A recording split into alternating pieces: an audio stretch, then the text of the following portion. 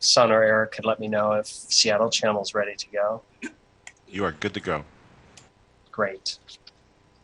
Good morning, everyone. The December 16, 2020 regular meeting of the Transportation and Utilities Committee will come to order.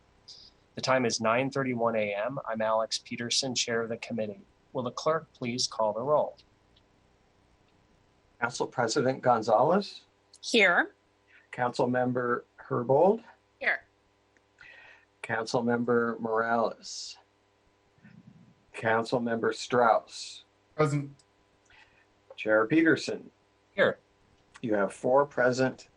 We have a quorum. Thank you. If there's no objection, today's proposed agenda will be adopted. Hearing no objection, the agenda is adopted. Colleagues, we have 14 items on today's agenda, including 2 proposed ordinances for which we already had a public hearing during our December 2nd committee. So those are items 10 and 11 on the agenda. To set the table for today's meeting, I want to let you know that I generally support all the items on today's committee agenda. Please note that the last item, item 14, an alley vacation, is in the early stages, and today is just a briefing and discussion on that item. There'll be more time for input and consideration as it moves through the process. Regarding the schedule, any items voted on today will advance to the first full city council meeting in January. We will have our next meeting of this committee on Wednesday, January 20. We will have our meeting in the afternoon on January 20 to avoid conflict with the inauguration in Washington, D.C. of both President Biden and Vice President Harris. So at this time, we will open the remote general public comment period. I don't see anybody signed up right now, but we'll give them a couple minutes here. I'll go ahead and read what we normally read about the public comment situation that is virtual. I ask that everyone please be patient as we learn to operate this new system in real time and navigate through the inevitable growing pains. We are continuously looking for ways to fine-tune this process and adding new features that allow for additional means of public participation in our council meetings. It remains the strong intent of the City Council to have public comment regularly included on meeting agendas. However, the City Council reserves the right to modify these public comment periods at any point if we deem that this system is being abused or is unsuitable for allowing our meetings to be conducted efficiently and in a manner in which we are able to conduct our necessary business. I'll moderate the public comment period in the following manner. We'll be given up to 20 minutes if needed. Each speaker will get 2 minutes to speak. I'll call on the speakers 2 at a time and in the order in which they are registered on the council website. If you've not registered but would like to speak, please sign up before the end of the public comment period. The public comment link is also listed on today's agenda. Once I call the speaker's name, staff will unmute the appropriate microphone and an automatic prompt of "you have been unmuted" will be the speaker's cue that it is their turn to speak, and the speaker must press *6 to begin speaking. Please begin speaking by stating your name and the item that you are addressing. As a reminder, public comment should relate to an item on today's agenda. Speakers will hear a chime when 10 seconds are left of the allotted time. Once you hear the chime, we ask that you begin to wrap up your public comment. If speakers do not end their comments at the end of the allotted time provided, the speaker's microphone will be muted to allow us to call on the next speaker. Once you've completed your public comment, we ask that you please disconnect from the line. And if you plan to continue following this meeting, please do so via Seattle channel or the listening options listed on today's agenda. The regular public comment period for this committee meeting is now open, and looking for speakers. Wanted to read all those remarks to give people a chance to sign up. If I could just have our information technology colleagues confirm, are you also not seeing anybody signed up at this time for public comment? Correct. That is confirmed. There are no public commenters. Okay, thank you very much. So if there's no objection, we're going to end the public comment period. Hearing no objection, the public comment period is finished, and we will move on to the first legislative item on the agenda. Will the clerk please read the first set of 4 appointments into the record? Okay, appointment 01711 is the appointment of Yasser Alfarag as member of the Seattle Bicycle Advisory Board for a term to August 31st, 2021. And my apology for not getting pronunciations right. Appointment 01712 is the appointment of Maimuna Rahim as a member of the Seattle Bicycle Advisory Board for a term to August 31st, 2022. Appointment 01713 is the reappointment of Andrew Dannenberg as a member of the Seattle Bicycle Advisory Board for a term to August 31st, 2022. And finally, appointment 01714 is the reappointment of Sarah Udelhofen as a member of the Seattle Bicycle Advisory Board for a term to August 31st, 2022. All four of which are for briefing, discussion, and possible vote. Thank you. So colleagues, we do have today with us some of the applicants who will be able to answer questions. And I'd like to first introduce, though, the person who will be working on this from SDOT. One moment. That's Simon Blensky. Yes, let's hear from SDOT first. Hi, Simon. And then we will talk to some of our applicants if they're available. Thank you. Please go ahead. Simon, please. Hi, good morning. Good morning. My name is Simon Blensky. I'm a transportation planner with SDOT and the staff liaison for the Seattle Bicycle Advisory Board. I'm here today recommending 2 reappointments and 2 new appointments, as Toby had mentioned. I first wanted to remind you that the Seattle Bicycle Advisory Board advises the mayor, city council, and city departments on projects, policies, and programs that improve or affect bicycling conditions in Seattle. The board's vision is to make bicycling a viable transportation choice in Seattle and build a more inclusive bicycling community by representing the needs of the diverse population of bicyclists in the city. As Toby mentioned, there's 2 reappointments. Andrew Dannenberg and Sarah Udelhofen both have been active members of the board. And we do have the 2 new appointments here today, and I'll let them both introduce themselves, starting with Yassir Al-Farag.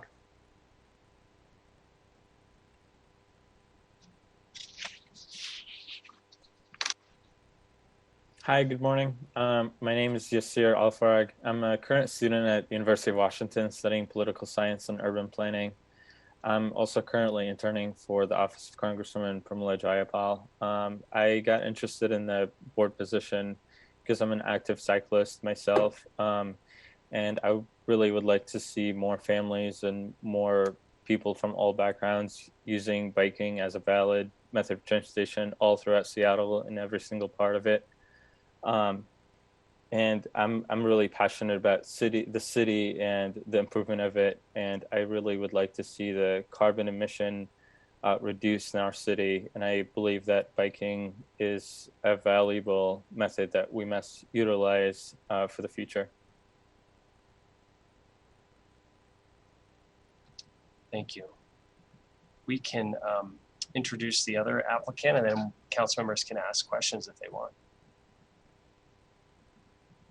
Simon, can you introduce the next? Next up is Maimuna Rahim.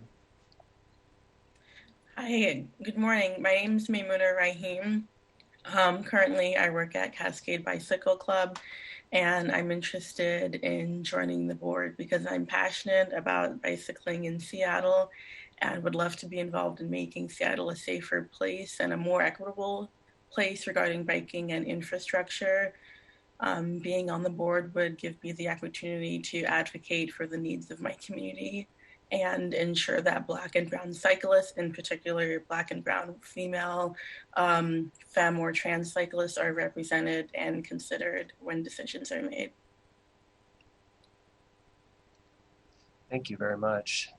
Thanks to both of you for your willingness to serve and for being here today to tell your story. And to my colleagues on the committee, if you have any questions or comments at this point, we have a couple more rounds of appointments. We'll have more appointments on January 20th as well. But if you have any questions or comments for these applicants or about this board, please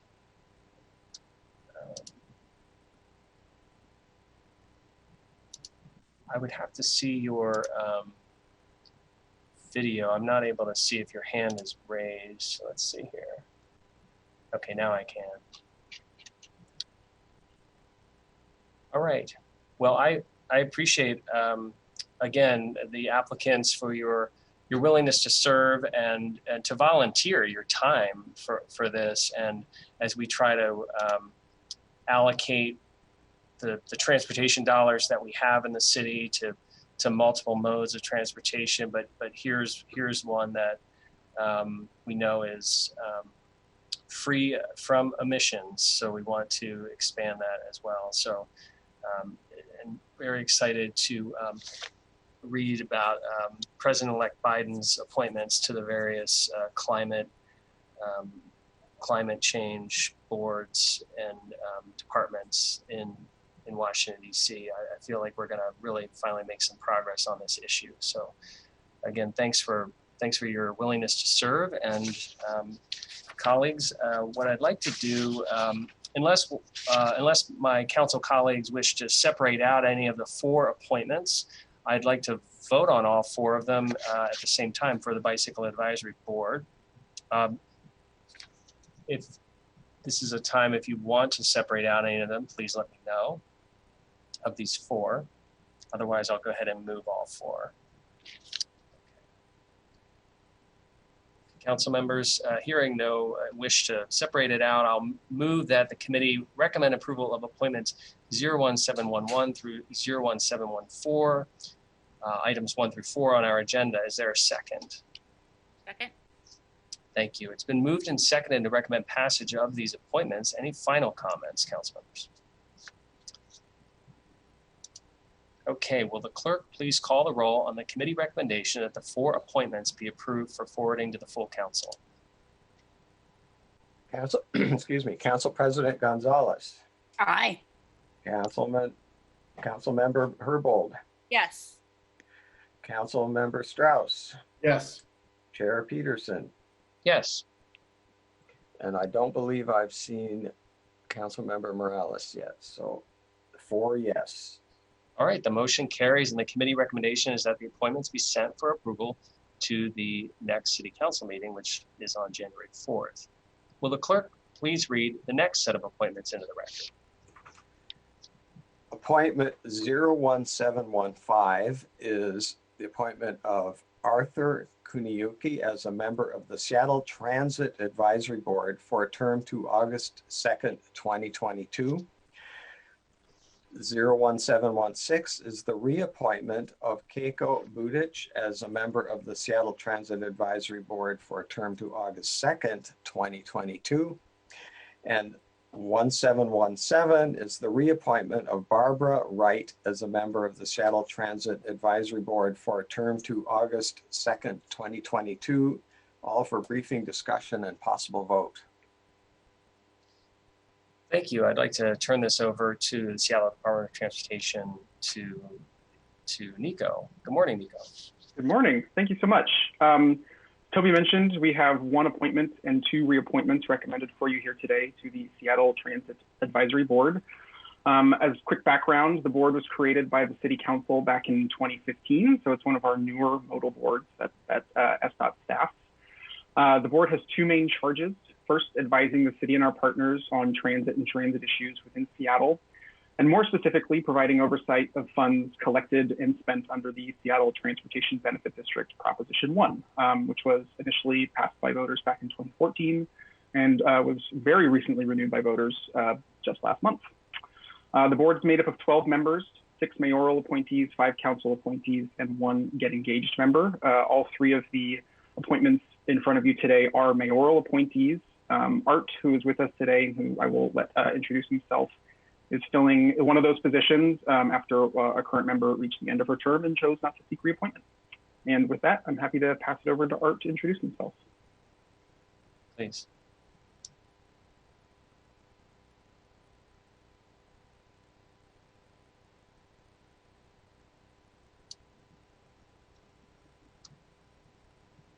Let's see if I can.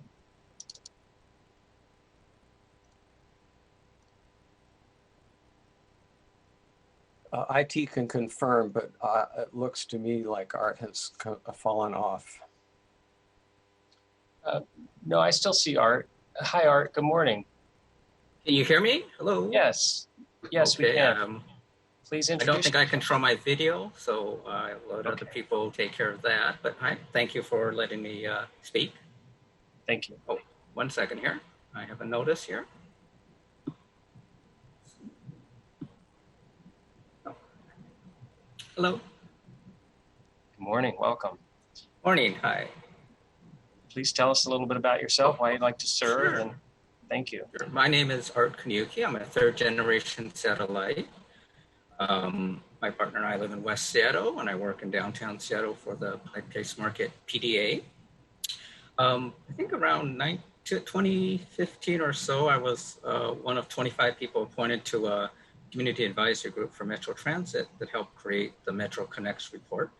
So that sparked my interest in transportation, and as a transit rider, since I was like a teenager here in Seattle, it was always an interest. So when I saw this opening, I applied, and am fortunate to have gone through the interview process, and here today, I guess, to get to the final step. So thank you. Thank you. And council members know we've all read the applicant packages and such, so we might not have questions because we've already looked at this. But if you do have any questions for Art, please go ahead. Let me know. And otherwise, we can keep going through the items. Art, I do want to thank you, as with the other applicants, for your willingness to serve, and we really rely on these advisory boards. In fact, I'll be at the Transit Advisory Board meeting tonight, so if you're able to attend, that would be great. So, colleagues, last call for any questions for Art. Well, again, thank you, Art, for your willingness to serve. Thank you, Nico, for being here today and helping shepherd these applications for us. Committee members, again, this is an opportunity if we want to. There are 3 appointments. We'll vote on them all at once, but we can also separate one or more of them out. Please let me know if that's the wish of anybody. Seeing that's not the case, we'll vote on all 3 at the same time. So I would like to move that the committee recommend approval of appointments 01715 through 01717, items 5 through 7 on our agenda. Is there a second? Second. Thank you. It's been moved and seconded to recommend passage of these appointments. Any final comments, council members? All right. Oh, Councilmember Strauss, please. Just a thank you to everyone for their willingness to serve. I was able to review everyone's packets and very excited to have everyone serving on the board. Thank you. Thank you. Okay, will the clerk please call the roll on the committee recommendation that these appointments be approved? Council President Gonzalez. Yes. Council Member Herbold. Yes. Council Member Strauss. Yes. Chair Peterson. Yes. 4 yes. The motion carries, and the committee recommendation is that these appointments be sent for approval to the January 4 City Council meeting. Thank you, Art. Thank you, Nico. All right, next item. Will the clerk please read the next set of appointments into the record? Okay, items 8 and 9, appointment 01718 is the appointment of Akshali Gandhi as a member of the Seattle Pedestrian Advisory Board for a term to March 31st, 2021. And 01719 is the appointment of Emily Davis as a member of the Seattle Pedestrian Advisory Board for a term to March 31st, 2022. For briefing, discussion, and possible vote. Great. All right, so I'd like to turn it over to SDOT again to introduce folks. Is Polly on? Yes, thank you, Councilmember Peterson. I'm the SDOT liaison for the Pedestrian Advisory Board, which is a board of 12 volunteers who are mayoral and council appointed, who oversee the pedestrian master plan and also advise SDOT and the council and the mayor on pedestrian projects, programs, policies, and other things of interest to pedestrians in the Seattle area. So I'm here today with 2 mayoral appointments who have regularly attended our past several meetings and are very excited to be up for appointment today, and that is Akshali Gandhi and Emily Davis, and I will let them introduce themselves. Thank you. Hi, good morning. Thank you for having us here today. My name is Akshali, and I am a resident of West Seattle. I've been, I guess, informally on the board since, I think, spring. And I became interested in this because I work in transportation, but at a more regional level for King County. And noticed that as a Seattle resident, I don't get to do a lot of, I don't get to touch a lot of programs that are actually happening in my own community where I live and in the city. And so that's what got me interested in learning more. I started attending a couple of the board meetings, and as someone who has lost family due to a pedestrian crash, a hit and run, and also as someone who before this year didn't have a car and did rely on my own 2 feet to get everywhere. I was excited and interested in joining the pedestrian board to make Seattle a safer place to walk and to be able to be involved in something in my own community. So thank you, and thank you for having us. Thank you for sharing that. Emily, please. Morning. I'm Emily. I work for King County Roads as an environmental scientist. So I am already in the transit world. Like I think so many people on these boards, it's your job and your passion. So walking is probably my main form of transportation and my main form of exercise as well. And I feel so lucky to live in a place where that's a possibility. And having moved from Southern California, it was such a relief to be in a city like that. Seattle is a wonderful place to walk and be able to use that as your main form of transportation, but it could be better and it could be more accessible. So I'm happy to be involved in a board that is working towards those goals and also towards carbon neutral goals, because what better way to get to carbon neutral than to try to make a better walking and biking and transit area. So that's about it. Thank you, Emily. Thank you both for your willingness to serve. Council members, any questions for our two applicants for the Pedestrian Advisory Board? And again, we've read your packets, and Councilmember Strauss, please. Sure. Thank you, Chair. Question for each of the applicants. Akshali, I see that you worked on Pittsburgh's first complete streets planning policy for the city of Pittsburgh. Do you have any lessons learned from there? Anything that we should be thinking about as we look to create complete streets here in the city of Seattle?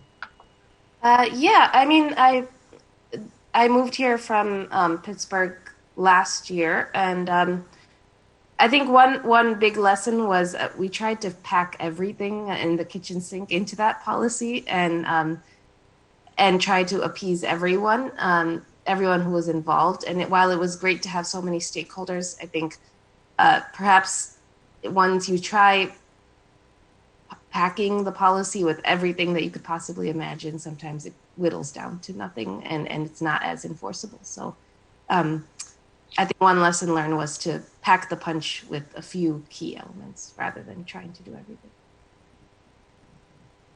Thank you. That's very helpful. And Emily, I see that you are a volunteer trail builder in your volunteering time. When we hike and walk, it's also another form of walking around. And how do you take any of your experience trail building and apply that to how we build our streets and make a more pedestrian friendly environment? Sure. Yeah. That's a fun one. I guess it's like, how do you make a place enjoyable when you're trail building? You're looking at a forest and you're thinking, hey, how do we cut a trail through here that is the least impactful, but also the most enjoyable? So that's something to kind of think about. So you want to make pedestrian infrastructure that flows nicely with the other elements in a trail that's like nature in a city, that's all of the cars and bikes, and how do all of those things flow together? Best I got. Fair enough. Thank you both. Thank you, Councilmember Strauss. Any other council questions for our applicants? All right, so consistent with the last two boards that we voted on, I'll prefer to vote on both together in one motion, but if council members, if you want to separate them out and do it separately, let me know. Okay, so we'll go ahead and proceed voting on both at the same time. I now move the committee recommend approval of appointments 01718 and 01719, items 8 and 9 on our agenda. Is there a second? Second. Thank you. It's been moved and seconded to recommend passage of the appointments. Any final comments? All right, will the clerk please call the roll on the committee recommendation that these appointments be approved? Council President Gonzalez, Aye. Councilmember Herbold, Yes. Councilmember Strauss, Yes. Chair Peterson, Yes. 4 yes. Great. The motion carries and the committee recommends that these appointments be sent for final approval to the January 4 City Council meeting. Congratulations to our applicants for moving forward. All right. Well, those are the end of our appointments. Now we're going to get into the legislation. Again, the first two items we already had public hearings on and discussed at the last meeting. So if people are viewing this from their homes and wondering why we moved so quickly, we actually did have an extensive discussion at the previous council meeting or committee meetings. Will the clerk please read the short title of item 10 into the record? Item 10 is Council Bill 119955, an ordinance relating to Seattle Public Utilities relating to certain properties in the city of Renton at the intersection of Interstate 405 and Seattle Public Utilities Cedar River Pipelines right-of-way, all for briefing, discussion, and possible vote. Thank you. And as is common for these legislative items, we'll turn it over first to our City Council Central staff to see if they have any introductory comments or analysis for us. So good morning, Brian Goodnight. Good morning. Thank you very much. As you said, Brian Goodnight, Council Central staff. So as you mentioned, this item did come to the committee's last meeting on December 2nd. SPU provided a presentation and a public hearing was held. As a brief reminder, this legislation relates to a Washington State Department of Transportation project for Interstate 405 that occurred in the late 1980s. The project straightened 405 east of downtown Renton and affected the location of 3 large diameter SPU pipelines that are used for water transmission. The pipelines were relocated into a new alignment by WashDOT, and that work was completed in 1993.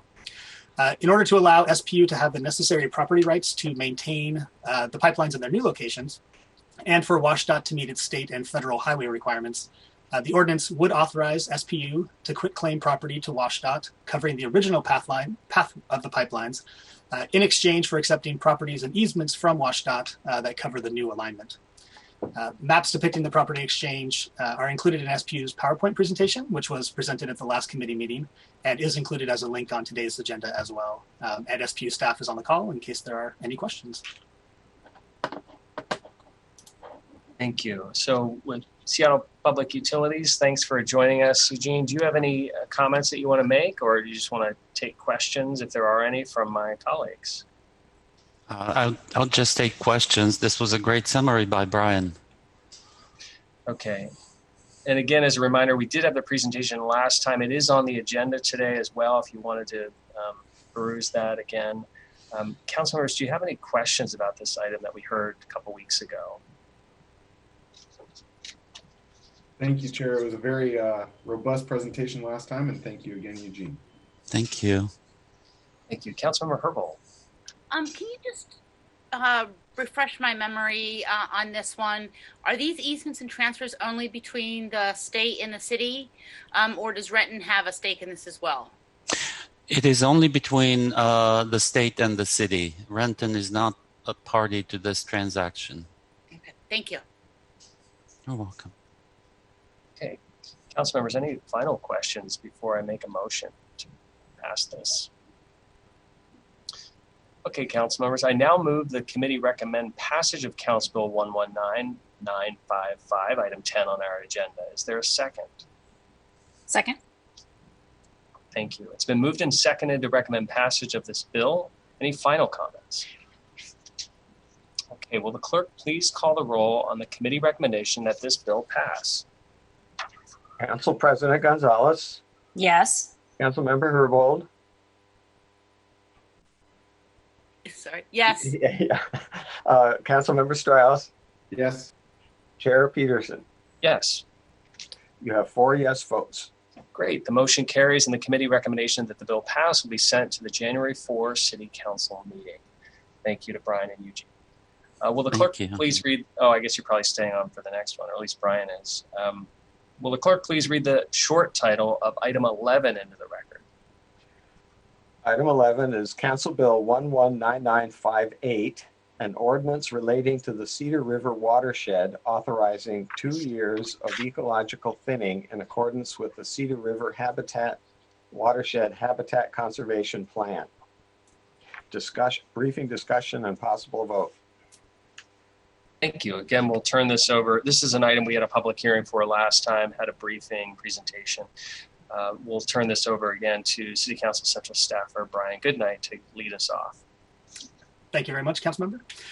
So as you stated, there was a public hearing on December 2nd for this item. The legislation would authorize SPU to perform ecological thinning on approximately 225 acres of second growth forest in the Cedar River Watershed over the next 2 years. The thinning would be performed in accordance with the watershed's Habitat Conservation Plan, and the intent of the thinning is to improve forest habitat and biodiversity by reducing forest density and creating gaps in the canopy. The ordinance would extend the authorization that was granted by Ordinance 124853 that was passed in September of 2015. That action authorized thinning projects and surplus log sales between 2016 and 2020, and approval of this bill under consideration today would extend that authority through 2022. Thank you, Brian. And I did want to note for the public that on the agenda today, we did add the support letters from Muckleshoot Tribe and Sierra Club. So thank you for everybody who helped to make that happen, and we appreciate their support for this. Amy at SPU, any comments that you want to make, or else you could take questions? And I see Rolf is there too. Thank you, Councilmember Peterson.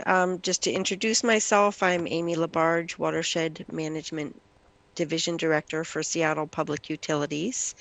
And I think that Mr. Goodnight covered the background of the ordinance. I'm available to answer any questions if there are any. And we had a thorough discussion of this item, lots of good questions from the council members and some good commentary as well. And I think there's a lot of comfort with this. So any final questions or comments, council members, before we make a motion? Okay. All right.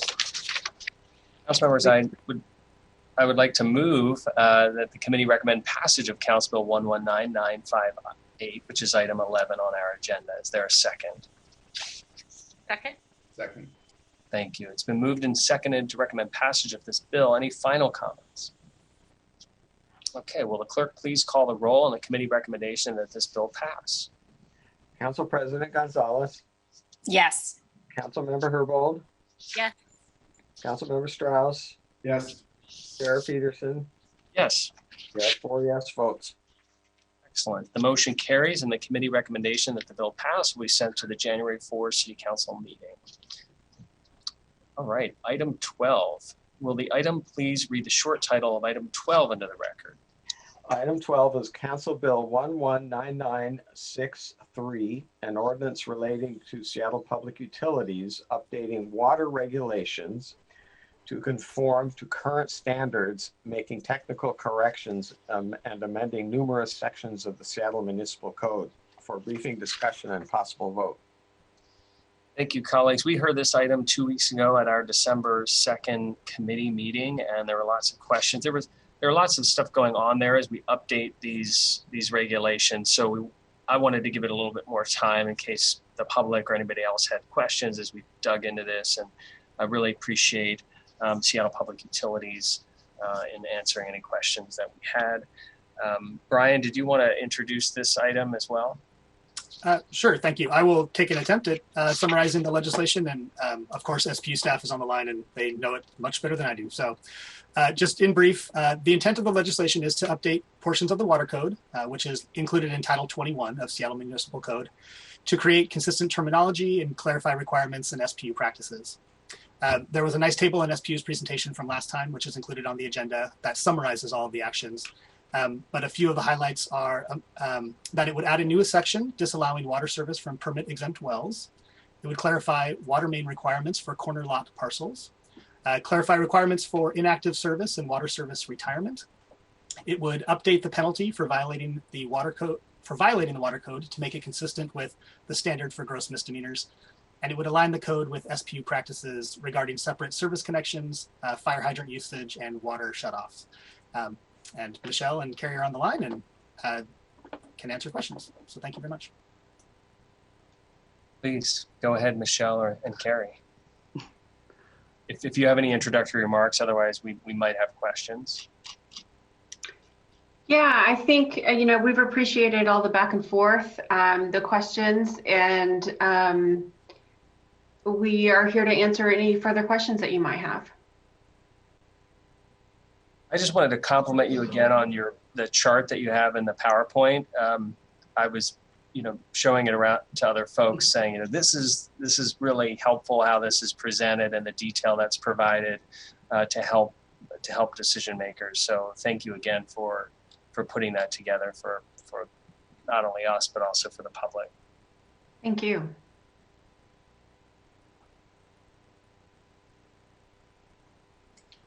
Chair, you're on mute. And colleagues, any questions, colleagues, for our colleagues at SPU about this ordinance? No, Michelle did a great job briefing me ahead of the last committee meeting. We had a very robust meeting last time, and that chart is extremely helpful. Thank you so much, Michelle and Carrie. Oh, thank you. Okay, thank you. All right, council members, I'd like to move that the committee recommend passage of Council Bill 119963. Is there a second? I will second that. Thank you. It's been moved and seconded to recommend passage of this bill. Any final comments, colleagues? Well done. Yes. Thank you. All right. Let's take a vote on this. It's been moved and seconded to recommend passage of this bill. Will the clerk please call the roll on the committee recommendation that the bill pass? Council President Gonzalez. Yes. Councilmember Herbold. Yes. Councilmember Strauss. Yes. Chair Peterson. Yes. You have 4 yes votes.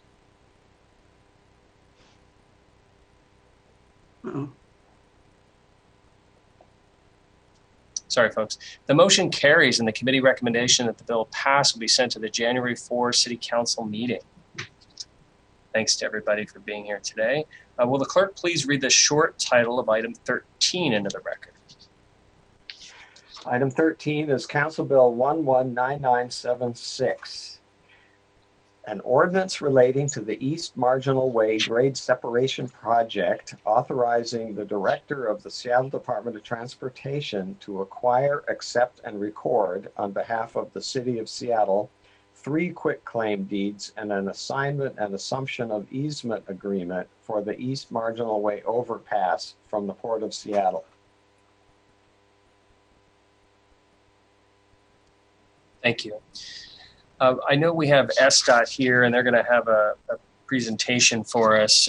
I did want to thank Calvin Chow, Central Staff, for also being available in case he wants to make any introductory remarks. Calvin, did you want to introduce this item at all? If not, that's fine. No, Councilmember, I think the presentation is good to go. Okay, thank you. So we'll turn this over to Bill Laborde of the Seattle Department of Transportation. Good morning, Bill. Good morning, Councilmember Peterson. And I'm Bill Laborde from the Seattle Department of Transportation. And let's go into the next slide, please. SDOT's vision is that Seattle's a thriving, equitable community powered by dependable transportation. Our mission is to deliver a transportation system that provides safe and affordable access to places and opportunities. And our 6 core values are equity, safety, mobility, sustainability, livability, and excellence. Next, let's actually just move on to the next screen. So the background on this ordinance is that in 2014, Council passed an ordinance authorizing the city to enter into an MOA with the port regarding a grade separation project that the port had was a priority for the port, and that it had received state freight mobility funding for. And the agreement was that the port would construct the grade separation project with a $1.4 million contribution from the city. And once the project was completed, and including several related pieces, that the port would transfer the properties to the city, and that property transaction would include some easements for the utilities, as well as an easement for maintenance and access across the BNSF tracks that are under the overpass. So this ordinance completes those property transfers, authorizes or certifies the deed transfers to the city, and as well as the easements that will benefit Seattle City Light for their wires, transmission wires that across the area, as well as a stormwater easement for SPU, and again those maintenance easements. The port completed their surplusing of the properties last July, and the final step in this process is for the city to pass this ordinance. Next slide, please.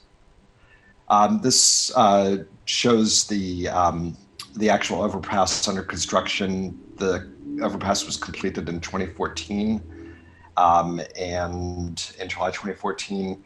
And you can see it this in the image to the right as well, the area image.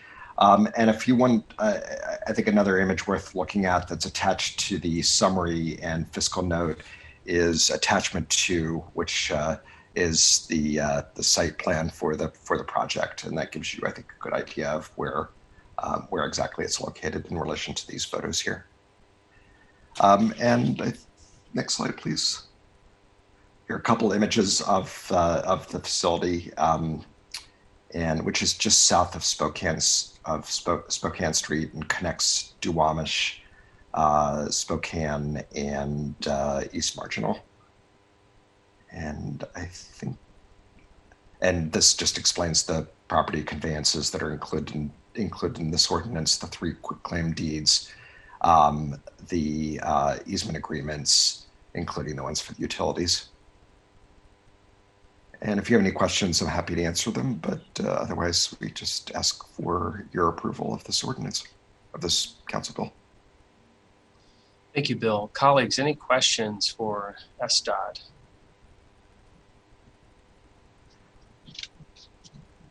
Appreciate the clear presentation here and the explanation, setting the context for us on what's already been approved and what the port has done on their side. So I'm comfortable moving ahead with this. Again, colleagues, if any final questions before I make a motion. Yes, Councilmember Herbold. Just want to say that in addition to our vote today, I believe the council has signed a couple letters in the past in support of this project. So I feel like today's action is consistent with prior actions as it relates to this project. So thanks to SDOT for bringing it forward. Thank you, Councilmember Herbold. Okay, colleagues, I'd like to now move the committee recommend passage of Council Bill 119976, item 13 on our agenda. Is there a second? Second. Thank you. It's been moved and seconded to recommend passage of the bill. Any final comments? Will the clerk please call the roll on the committee recommendation that this bill pass? Council President Gonzalez. Yes. Councilmember Herbold. Yes. Councilmember Strauss. Yes. Chair Peterson, Yes. you have 4 yes votes.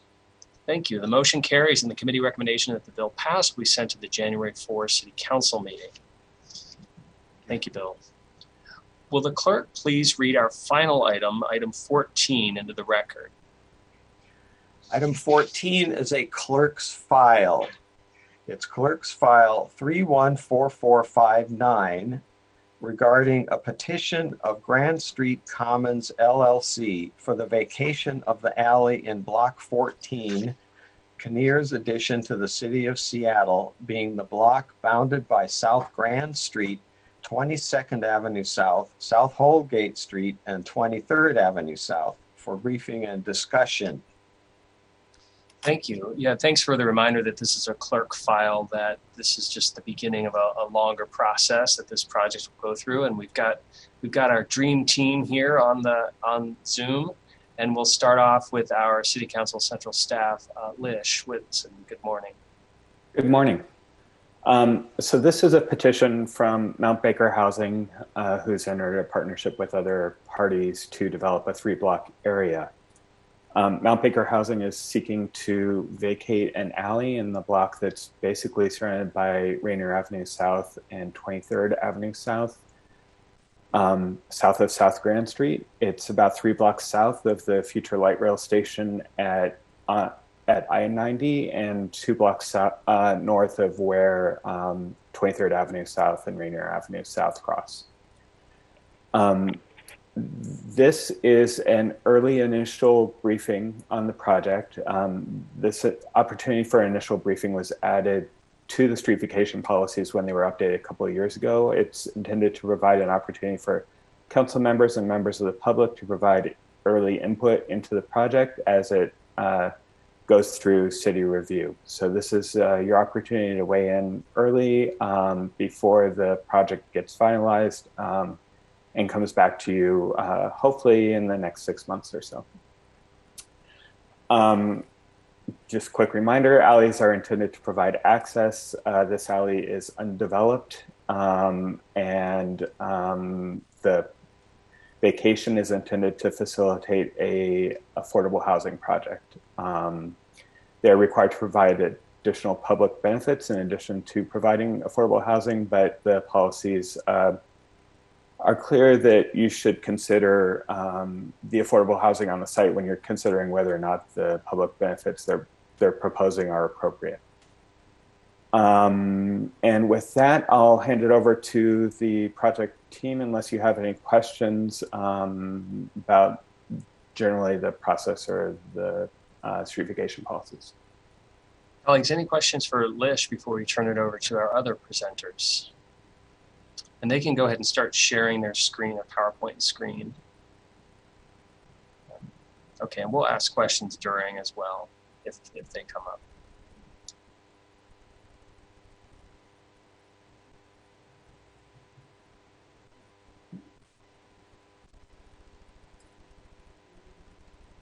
Chair, can you clarify if we're on presentation 1 or presentation 2? I noticed there are 2 links on the agenda. This is presentation 1. Thank you.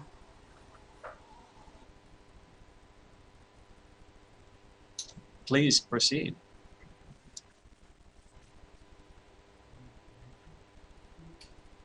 Connor, are you? Yeah, is this me? Okay, I didn't know if Michael or... hey, everyone. Thank you very much. My name is Connor Hansen with Mount Baker Housing Association. Mount Baker Housing is a nonprofit that operates and develops affordable housing in the Rainier Valley, and we've been doing so for about 30 years. I'm really excited to talk to you about this Grand Street Commons project today. I've spoken with some of you in the past about it. Previously, the council passed a redevelopment opportunity zone to help deal with the funding of the contamination with the Department of Ecology. So that remediation is underway and happening. But today we're talking about the project itself.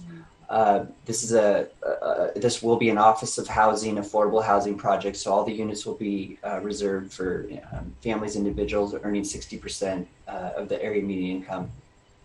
But what the alley vacation does is it allows Mount Baker Housing to construct one building project instead of a 2-building project. And so it increased the efficiency in terms of the leverage of the debt proceeds to allow the city ask, or the amount of money that we need from the city to come down by around $4.5 million. And this project is, and it also gives us another 45 affordable housing units by vacating the alley. But this project is part of a bigger project. I believe it's one of the biggest TOD projects in the region. We're partnering with Lake Union Partners to develop this underutilized, unused, really 3 acres just south of the East Link Light Rail Station. And hopefully the timing of this project will open up right when the East Link Light Rail Station opens up. So our goal is to create a mixed use, mixed income TOD community at the north end of the Rainier Valley, where there really isn't kind of a focal point or an anchor for that community yet. We'd like to obviously do a brownfield cleanup and then provide and connect open space and improve the pedestrians experience along Rainier and 23rd to get to the light rail station. This is a really exciting project for the region, for the Rainier Valley, and with the alley vacation, it would definitely help the taxpayers in terms of less money, but also provide 45 more affordable units. Oh, sorry. Thank you, Connor. And thank you, Connor. Just for the viewing public, if they're following along with our agenda, it looks like this is presentation number 2 on the agenda, which is fine. We can go through them as Mount Baker wishes. So please continue, Connor. Yeah, and I forgot to say next slide. So a lot of what I said is here, but here's a general idea of where the project is in relation to I-90 and the future light rail station. And then there's just some numbers. The alley vacation really has a dramatic effect on the amount of units, but also the ask of the city. You're reading that correctly. We get 45 more units for $4.7 less million from Office of Housing. So I just wanted to make that clear. Next slide. Okay, hi everyone. My name is Melissa Wexler. I'm one of the architects working on the project. I'll walk you through the project fairly quickly, so please, I'm happy to answer any questions at the end. This aerial photograph shows where we are at the north end of the Rainier Valley. At the top of the screen, you can see I-90 and the location of the future Judkins Park Light Rail Station. So we're very close to mass transit, which is great. As Connor mentioned, these are 3 brownfield sites that are being remediated with Department of Ecology, and there will be a significant influx of housing and other mixed-use opportunities on these 3 blocks. The neighborhood right now has a lot of access to outdoor green space. You can see Judkins Park and Jimi Hendrix Park to the northeast of the site. There's kind of an eclectic neighborhood right now. There are a lot of the former industrial warehouse-type buildings along Rainier are being changed now. A lot of projects are in design or construction to make this more of a true mixed-use corridor. But there are also pockets of residential to the north of our site and then also to the east of 23rd Avenue. So while there's a lot going on at the north end of the Rainier Valley, there's actually not that much to walk to. And that's something we heard from the residents that we met with. That they would like to have places where they could walk and get a cup of coffee, drop off their dry cleaning, really just those neighborhood services. There isn't much of a center like that right now, and we're hoping to provide that with this project. Next slide. So this is a diagram we put together at the beginning of working on Grand Street Commons, trying to synthesize all these great opportunities that we have for brownfield remediation, transit-oriented development, and our connections to education and cultural amenities in the neighborhood. But what we really wanted to drive the point home was that not only is the South Block 100% affordable, but of the 771 apartments proposed for these 3 blocks, 360 of them will be affordable. The East and the West blocks are also participating in the MHA program and MFTE. MHA will be installed on site, so they are not paying in lieu of. So this really will be a true mixed-use, mixed-income community. Next slide. This slide summarizes the differences and efficiencies that we get by eliminating the alley and combining the 2 projects into one. So rather than having 2 separate lobby spaces, additional circulation, and actually having to push the parking below grade, which is very expensive, we're able to combine and come up with a much more efficient building program that generates 45 additional units of housing at a lower cost to the Office of Housing. Next slide. We've already gone through our public trust review with the Seattle Design Commission. It was unanimously approved, primarily because this alley is not connecting to the rest of the neighborhood. You can see this diagram. Our alley is shown dashed in red. It's not part of a contiguous alley network, so if it's removed, it will not impact or prohibit opportunities for future connectivity throughout the neighborhood. Next slide. This is an aerial photograph of our site. You can see our site is dashed in black. We should mention that there is one other property owner on the block. It's Deere Auto Repair. Currently, they're actually using the south end of the alley as part of their overflow parking area for their private business. The site itself is cleared and ready for remediation. There's no access at the north end either. It's actually fenced off with a chain link fence at the moment. The other important thing to note is that, our site is nestled kind of right near where 23rd Avenue comes south, and then it's about to meet a point with Rainier. And it's connected via Grand Street to the north and South Holgate Street to the south. But one of the things we want to improve is you can see there are 2 points of connection to Rainier Avenue right now. There's Grand Street, and then there's also the 22nd Avenue spur. And there's a pedestrian island with 3 mature street trees in between those two. To improve safety and security in the neighborhood, we're proposing to condense those down into 1 point of vehicle connection. Next slide. Melissa? Yes. Melissa, could we go back to that previous slide? Sure. Thank you. And just for my colleagues, what was really, I know we weigh so many different things when we're talking about vacating rights of way, in this case, vacating an alley. And one of the considerations is, what does the fire department think about it in terms of getting their emergency vehicles? That's a big issue in the University District. This slide was really powerful in terms of showing that the alley is really not usable by emergency vehicles. So we're not giving up that emergency vehicle access. So that's helpful. Even previous slides on the public benefits and the number of affordable housing units is also very powerful, but just from other departments of city government, the fire department, this is really powerful for me to see that we're not giving up emergency access. Thank you. No. Yes, Councilmember Strauss, did you have a question? Yes, thank you, Chair. Thank you. And I'm not sure if this is a question for Connor or Melissa. On the last slide from this satellite picture, it looks as if the alleyway may have been, I know that it was unimproved, but was it unusable? It looks as if on the north end of that slide, the hedges blocked access to that space anyhow. Was this previously vacated, or was it just so? No, it's a platted alley that was never installed. So there's actually a continuous curb along that north edge on Grand Street. Great. So to the chair's point, this was never fully utilized by the public, and the public is gaining benefits by this formal vacation. Is that a correct understanding? Yes. Thank you so much. Yeah. Next slide. Melissa, just real quick back on that slide, you reminded me of the question about you said the 23rd Avenue spur on the right side of the photo. Is that, did you say you are removing those trees? Is that part of? No, Okay. we would like to save the trees, but we want to reduce the amount of vehicular space and increase the amount of pedestrian space. So you'll Great. see that in our proposal. Thank you. Okay, next slide. So these two diagrams, on the left you see a diagram if we do not vacate the alley. So if we actually install the alley running north-south through our block and we maintain the street alignments the way that they are currently, all of that pink salmon kind of color shows vehicular space. And there's not a lot of area left over for pedestrian space. You can see that kind of yellow oval that we've diagrammed in there.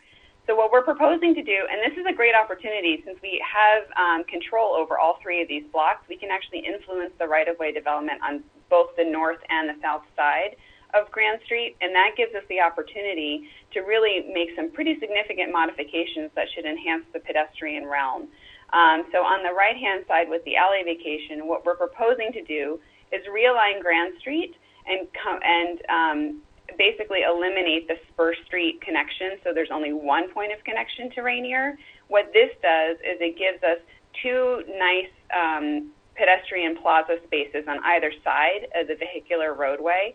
And it also allows us to soften the curve of Grand Street so that when drivers come through here, they understand this is not a place to speed through and cut through real quickly, but that it's a place that's dedicated to, retail, commercial use, and pedestrian use.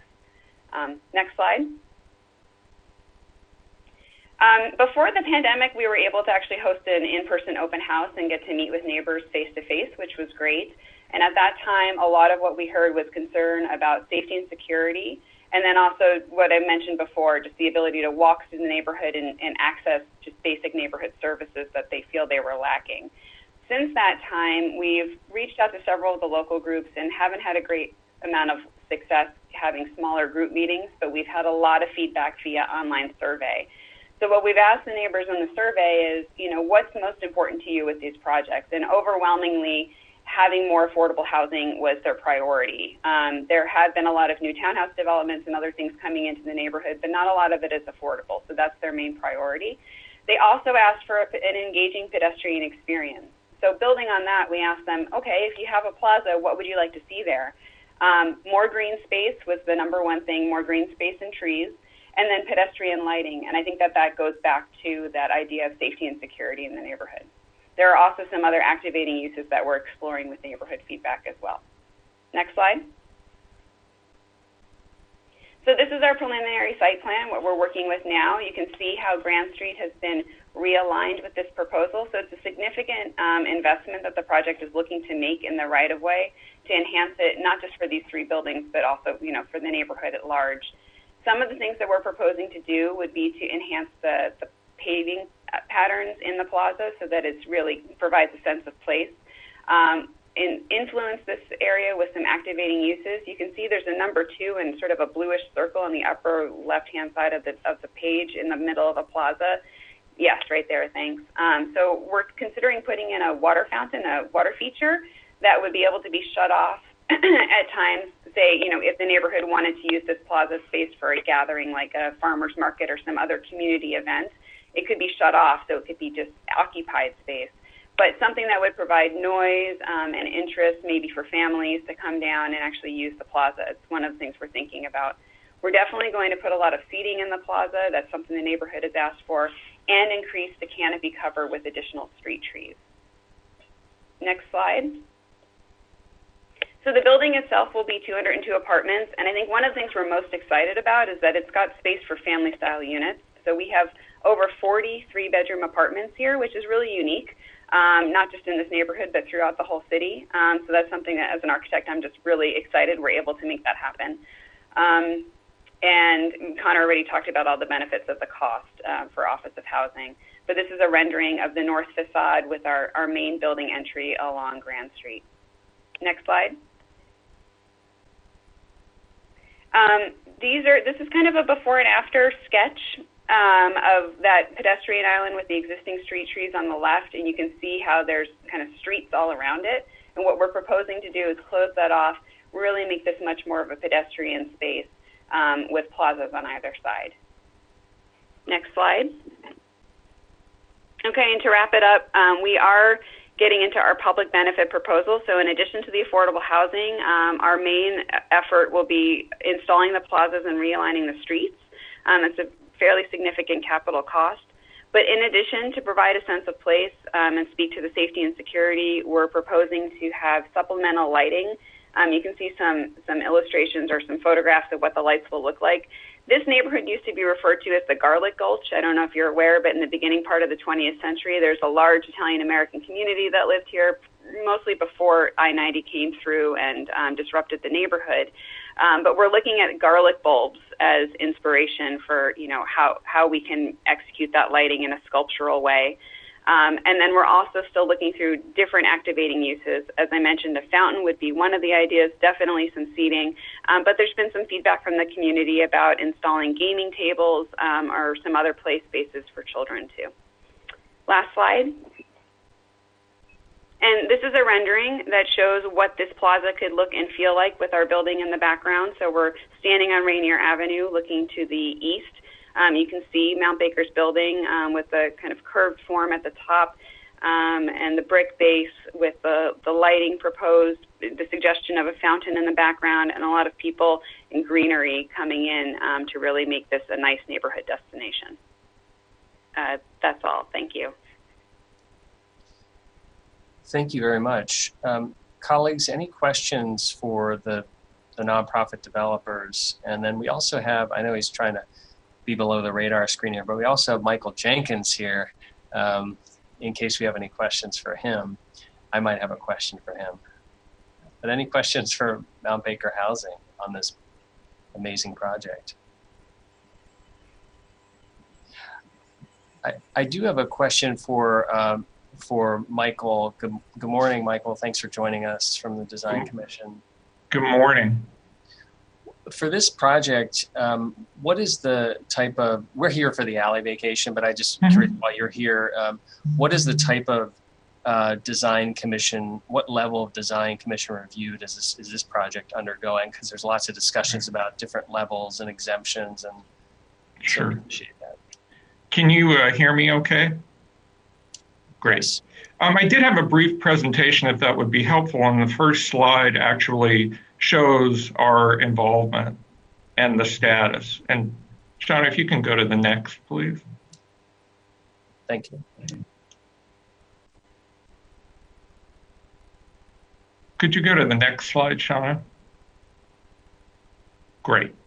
So when the Design Commission is involved in alley vacations throughout the process, and this graph shows you where the Design Commission involvement begins, and it's really at the very beginning of the project, before any design review or entitlement, land use entitlements takes place, as well as before the petition is filed. We did conduct a pre-petition review before design review commenced and before the petition was filed to SDOT. And you can see where we are now relative to that process. Does the graphic help explain that? Yes. Great. If I could go to the next slide, Shauna. So at the pre-petition review in November of 2019, I think the commission flagged some high-level concerns about how South Grand would function if it's closed off in favor of the 22nd Avenue spur that Melissa showed you. And I think just general concerns about the location of the public space on Rainier and how it would appear actually public as opposed to an extension of the commercial or retail space. And I think also the commission was concerned about the extent to which the spaces that were being created reflected local community preference policies. We did that review. We provided the review to the applicants before the formal petition process started. Could I have the next slide, Shauna? So Melissa spoke to this a little bit. The commission did vote unanimously to support public trust, which is the first phase. And that being that if you take that alley out of service, how are the remaining functions of the alley addressed? And again, I think the biggest concern that the commission had wasn't necessarily the removal of the alley, because I think it's clear that it really isn't provide much function at all, and it certainly isn't improved. And I think the commission recognized that the additional units that would be created are much more efficient and make much more sense with the loss of the alley. They were concerned, though, that the size and the scale of the building that results from the alley vacation, that there could be additional design solutions to reduce the overall bulk and scale of that building. But again, I think the commission also flagged, again, the identity and function of that open space as being public, as opposed to an extension of the uses of that are in the commercial and retail spaces. And also kind of the sort of the larger problem with safe crossing to the site from the abutting arterials. both Rainier and 23rd are carry a significant amount of traffic, and the commission was concerned that if the public would be utilizing the space, how would they pass through those arterials?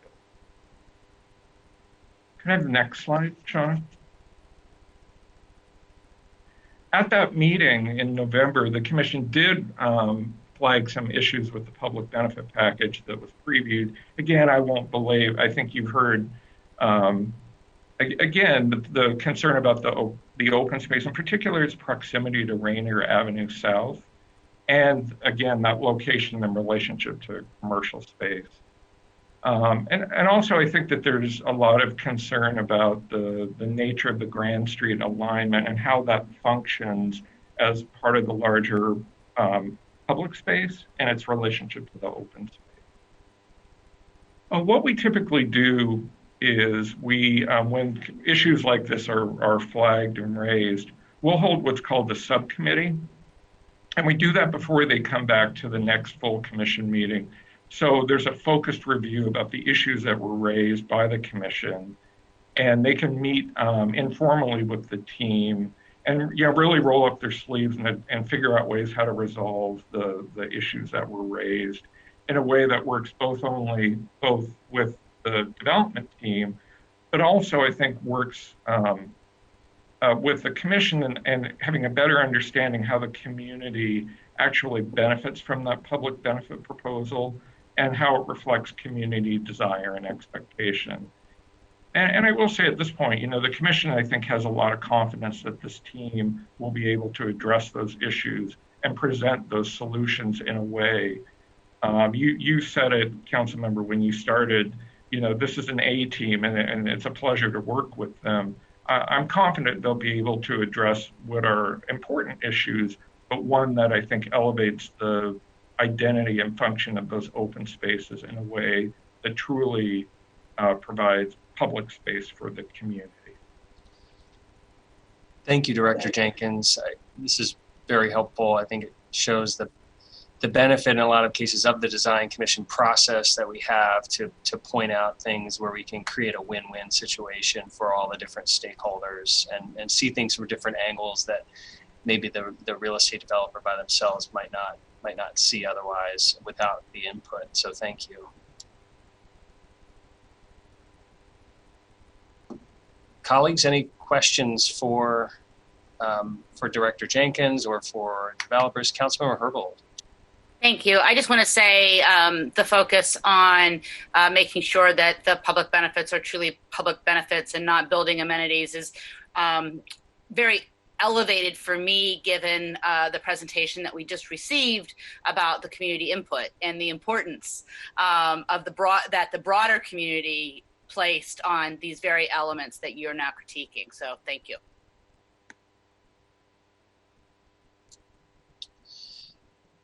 So colleagues, again, we will be able to we'll hear more about this item as it proceeds. We really want to thank the colleagues who came before us, who helped set up this process whereby we do get to learn about these projects earlier when there's a street vacation or alley vacation.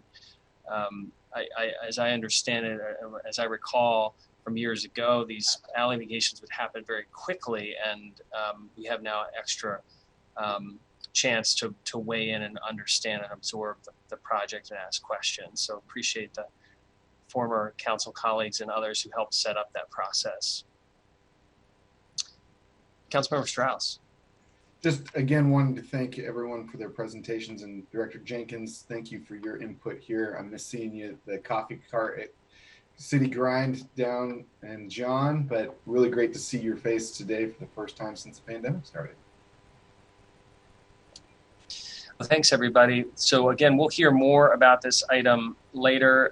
And thank you to SDOT also for being here. Hi, Beverly. Good to see you. Thank you.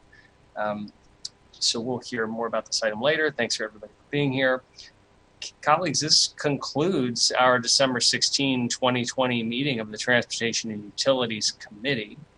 The committee will meet again on January 20th in the afternoon while we're enjoying the inauguration in the morning of January 20th. So everybody, thank you for attending, and we are adjourned.